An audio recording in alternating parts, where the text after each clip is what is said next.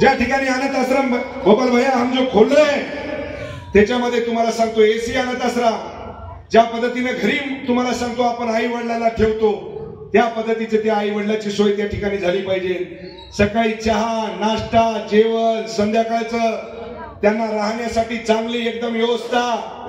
ही काय व्यापारी बांधव, ही काय तुम्हाला सांगतो केंद्र सरकार का महाराष्ट्र सरकार कोण पैसे आम्ही घेणार नाही, हे जे काय माझ्या मायबापाला पैसे लागणार आहेत हेच त्यांचं लेकरू संतोष बांगर खिशातून त्यांचा सगळा देखभाल केल्याशिवाय राहणार।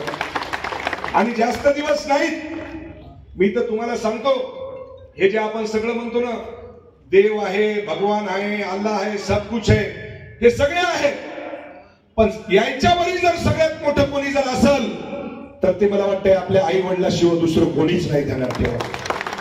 ज्यांनी ज्यांनी प्रामाणिकपणे आई वडिलांची सेवा केली ना त्याला आयुष्यामध्ये काहीच कमी पडत नाही, ध्यानात ठेवा काहीच कमी पडत नाही।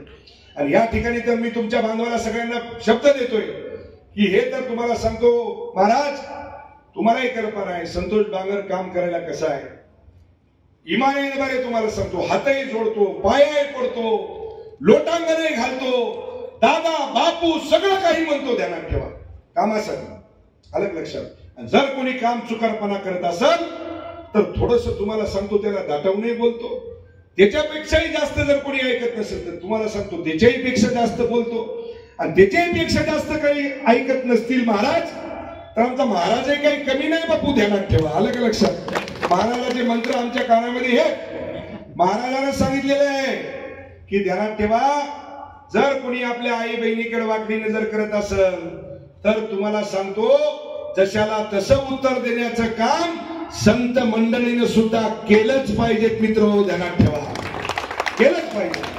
म्हणून या ठिकाणी मी तुम्हाला एवढंच सांगेल की येणाऱ्या नगरपालिकेच्या निवडणुकीमध्ये आपल्याला सगळ्यांना विनंती की जो आज तर तुम्हाला हे बघा या व्यासपीठावरून मी आज सांगायलो माझे शब्द तुम्ही लिहून ठेवायचे। आज गोपाल महाराज आल्यावर तर तुम्हाला सांगतो दुधात साखर आहे। येणाऱ्या काळामध्ये तुम्हाला सांगतो की नगरपालिकेची निवडणूक आता या 2-4 दिवसामध्ये आचारसंहिता लागणार आहे। मला तरी वाटतंय की कालपासूनच आचारसंहिता लागली आपल्या हिंगोलीत। 17 वार्डामध्ये पेट्रोलिंगच्या ड्युट्या लागल्या किती। आता तुम्ही सांगा हर वार्डामध्ये चाललो आम्ही जर आमच्या बहिणीच्या पाया पडत असेल माईच्या पाया पडत असेल बापाच्या पाया पडत असेल आणि ते जर विरोधकाच्या डोळ्यामध्ये जर खुपत असेल तर बापू तू हे ते देव तुम्हाला सांगतो याचे डोळे पण आंधळे करून टाकल, ध्यानात ठेवा अलग लक्षात तुमच्या। देवाचं सोपं काम आहे का? आता आम्ही त्या ठिकाणी चाललो पाया पडायलो आणि तुम्हाला जर ते खपत नसेल तर किती अवघड आहे। अरे 17 प्रभागामध्ये आमचे उमेदवार फिट झाले, एका प्रभागामध्ये आमच्याकडे 5-5, 6-6 उमेदवार आहेत आणि विरोधी पक्षवाल्याला मला सांगायचं आहे हे घ्या जरा मीडियावाले मी जे सांगायलो ते आमच्याकडे 17 प्रभागामध्ये एका प्रभागामध्ये 5-5, 6-6, 7-7 उमेदवार आहेत। किती 7-7। मला विरोधकाला सांगायचं आहे की 2-4 वार्ड जर सोडले बाकीच्या 13 वार्डात तुमच्याकडे भोपळा आहे भोपळा। इमानदारीने सांगायला मी खोटं बोलणार नाही तुम्हाला। काँग्रेसची तीच परिस्थिती, ती तुतारीची तीच परिस्थिती आणि त्या बाकीच्या दोघांची तीच परिस्थिती अलग लक्षात तुमच्या। हुशार आहेत तुम्ही, तुम्हाला सांगायची आवश्यकता नाही, हुशार आहेत का नाही? हा मग तेच सांगायला तुम्हाला। त्याच्यामुळं येणाऱ्या नगरपालिकामध्ये आज तर ही या ठिकाणी मायबाप जनता माझ्या समोर आहे आणि गोपाल भैया आणि आमचे केशव महाराज या ठिकाणी शिवसेनेमध्ये प्रवेश केलाय। मला तरी असं वाटतं की दुनियाची ताकद शिवसेनेचा भगवा ध्वजा फडकवल्याशिवाय राहणार नाही।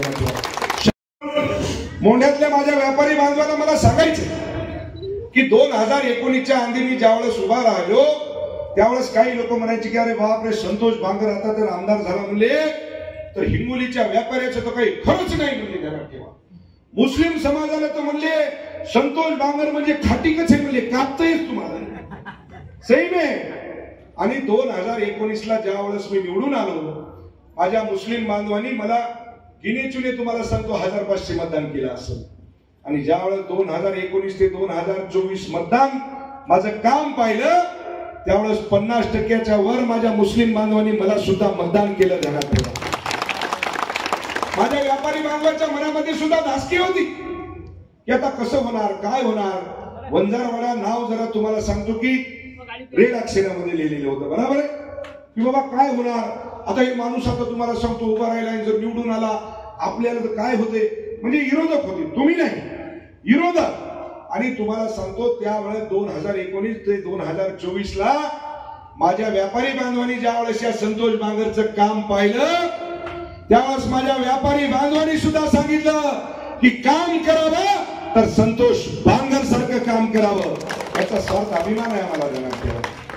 व्यापाऱ्याला तुम्ही किती काही सांगा की आता श्रीरामदादा बांगर नगराध्यक्ष होणार आहे. अरे श्रीरामदादा बांगर नगराध्यक्ष आता तो आमदारापेक्षा मोठा आहे का छोटा आहे? व्यापारी बांधवाला सांगायचे मला, नगराध्यक्ष छोटा आहे का मोठा आहे आमदारापेक्षा? आता आमदार तर तुम्हाला सांगतो म्हणजे वाहकच की हो, बरोबर आहे. जिथं पाय टाकेल तिथं पाणी काढ, त्याचं नाव आमदार आहे. पण ते तसं पाणी जिथं पाय टाकेल पाणी काढणारा तसं आमदार आहे लागेल ना. इथलच्या आमदाराच्या तुम्हाला सांगतो आता काय सांगावं. म्हणजे इथलच्या म्हणजे आता इथलचा आमदार मीच आहे की दुसरं कोण आहे, बरोबर आहे. आता तुम्हाला सगळ्यांना फक्त एवढंच सांगायचंय, आमच्यावर काय टीका टिप्पणी करायची ते करा, पण आमच्या कार्यकर्त्यांनी ज्याने प्रवेश केला त्याला तुम्हाला सांगतो अडवणीचं काम करायले, त्यांना टॉर्चर करण्याचं काम करायले. पण त्यांनाही कल्पना पाहिजे की त्यांना ठेवा रे संतोष बांगरे रे सगळे नाले वडे हिंडलेला माणूस आहे, आता तुळशीली येडे हाणायलो मुकाट्याला हाणू द्या. आमच्या नादी लागू नका, इमानदारीने हात जोडून विनंती आहे. काही तुम्हाला सांगतो कुणाचं वाईट आम्ही केलं नाही. माझ्या व्यापाऱ्या बांधवाला मला विचारायचंय की या 2019च्या नंतर मी आमदार झालो, एखाद्या तरी व्यापाऱ्याची एखादी तरी तक्रार असायला पाहिजे, एखादी तरी. इमानदारीने तुम्ही छातीवर हात ठेवून सांगायचा की संतोष बांगरने एखाद्या व्यापाऱ्याला तुम्हाला सांगतो की त्या ठिकाणी रागावून बोललं, काही म्हणले, काही लुबाडलं, काही फलानं केलं, त्यांना लुटलं, चोऱ्या केल्या, डाका टाकला, असं झालंय. खंडी मागली. आता हे शब्द काय यायले, कारण की विरोधकाला दुसरा धंदा राहिला नाही. आज तर गोपाल महाराज आणि केशव डोबे साहेबांचा आपल्या केशवचा प्रवेश झाला. आता तुम्हाला सांगतो इतके दिवस त्याच्या पोटात गोळा उठला होता, आता वायुगोळा उठायला ध्यानात ठेवा. उद्या तुम्हाला सांगतो झोपत नाही ते, आणि उद्या पुन्हा महाराज 1-2 दिन में एक बडे नेते का प्रवेश है आधी. ते आल्याच्या नंतर तो तुम्हाला सांगतो यायला संडासच लागते, ध्यानात ठेवा. यायचं काही खरंच नाही. कैसा क्या हो रहा है बोले यार, तुम्ही जाऊ नका, आम्ही तुम्हाला फलानं करतो, आम्ही तुम्हाला बिस्तानं करतो, आम्ही तुम्हाला मदत करतो, आम्ही तुमचे रोड करतो. अरे बापू सगळे रोड फीड सगळे केले, किती मोठा आता काय सांगून फायदा आहे. काय काय केलं काय काय नाही सांगायची गरज आहे का तुम्हाला? काही करण्याची आवश्यकता नाही. अरे या संतोष बांगर जरूर तुम्हाला सांगतो आमदार आहे. आमदार काय तो बी कोणी दुसरा बी काही सोयाबीनचे पोते घरचे विकत नाही का, घरचं काही काढत नाही, पण त्याला सुद्धा दानत लागती. दानत खिशामध्ये हात घालायला सुद्धा तुम्हाला सांगतो हिंमत लागती. अरे सकाळपासून संध्याकाळपर्यंत माझ्याकडे जो माणूस गरजू येतो ना, इमाने नागनाथाची शपथ घेऊन सांगतो की त्या भगवंतानं पुन्हा मला दुगणी ताकद द्यायला पाहिजे. जे काही होईल तुम्हाला सांगतो ते फक्त माझ्या समाज बांधवासाठी होईल, ध्यानात ठेवा. मी तर निश्चय केलाय की माझ्या गोर गरीब बांधवासाठी माझ्या कळमदरी मतदारसंघामध्ये मी फुकट दवाखाना उघडणार आहे. फुकट. तुम्ही एखादा असं चांगलं काम दाखवा. माझ्या मायबाप जनतेसाठी अनाथ आश्रमाचं काम मी चालू केलंय. त्या ठिकाणी काय सरकारचा 1 रुपया मी घेणार नाही. त्या ठिकाणी माझ्या मायबापला कोणी तुम्हाला सांगतो ज्याला कोणी नाही, ज्याला मुलगा असून तुम्हाला सांगतो की मायबापाला कोणी सांभाळणार, त्या ठिकाणी तुम्हाला सांगतो ज्याला कोणीच नाही त्याला हाच त्यांचा मुलगा संतोष बांगर सांभाळल्याशिवाय राहणार नाही. महाराष्ट्रातील ताज्या बातम्यांसाठी बघत रहा टाइम्स टुडे टीव्ही. सोबतच शेअर करा, सबस्क्राईब करा आणि बेल आयकॉन प्रेस करा.